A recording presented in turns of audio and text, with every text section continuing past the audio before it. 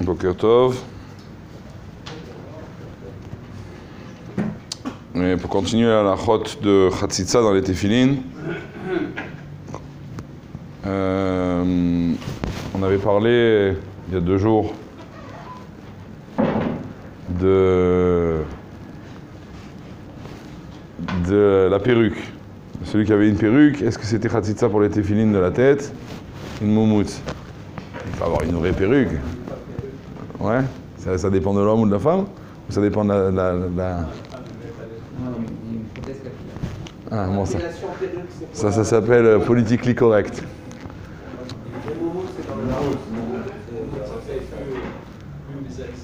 Ouais, tu trouves? Oh. Je crois que ça dépend de la... Bon, enfin bref. On fera un cours de grammaire français une autre fois. Donc en tout cas, une postiche, voilà.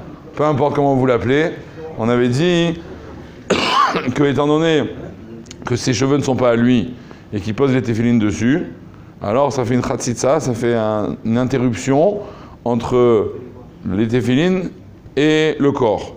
Et donc, c'était effectivement un problème. Donc il était conseillé de mettre les téfilines avant à la maison sans ses poils qui ne sont pas à lui.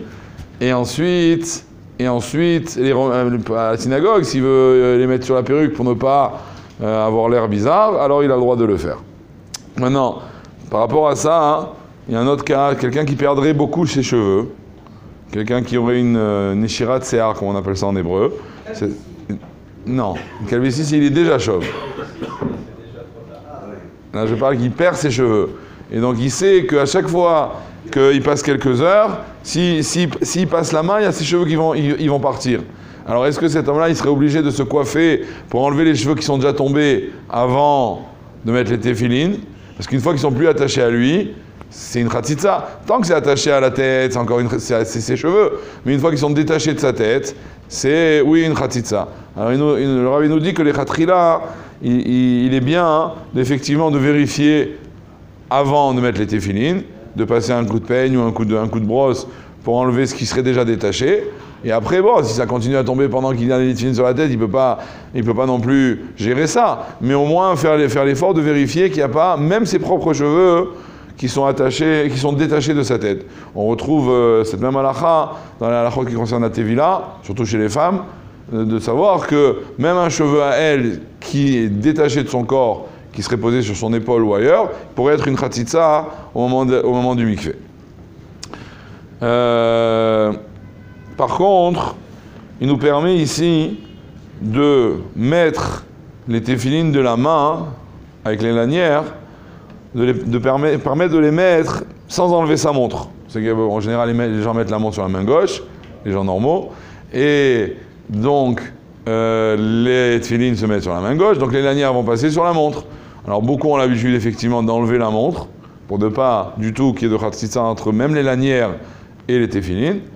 Mais mitzada halacha, mitzada din, comme on avait dit il y a quelques jours, les lanières des mains ne peuvent pas faire chatzitza. Il n'y a pas de din de chatzitza dans les lanières. À la limite, dans la boîte elle-même, qu'il faut qu'elle soit contre le bras, oui, parce qu'on a dit à écrire le totafot alia decha, et pas qu'il y ait quelque chose entre les deux.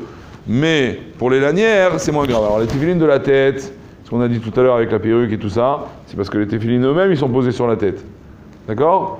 Par contre, la montre, c'est les lanières qui seraient enroulées sur la montre. Et donc ça, a priori, mitzadadin, c'est pas un problème. Évidemment, miyotov, il vaut mieux effectivement l'enlever si c'est pas une grosse tircha, pour ne pas avoir de problème. La montre, elle a le lacet en cuir. Et c'est baltosif? Ça comprend avec les lanières de téfilines. Et même si c'est, je sais pas... ouais, enfin au niveau regesh peut-être, je sais pas, mais au niveau halakha, il n'y a pas de différence. Qu'est-ce qu'il y a entre les lanières et le bras? Que ça soit du cuir, du métal ou du plastique, ça ne change rien. C'est ce que j'ai dit, baltosif. Il a peur de baltosif. Non, mais il n'y a pas de problème de baltosif. Exact, tout à fait. Khazak, très bon diouk.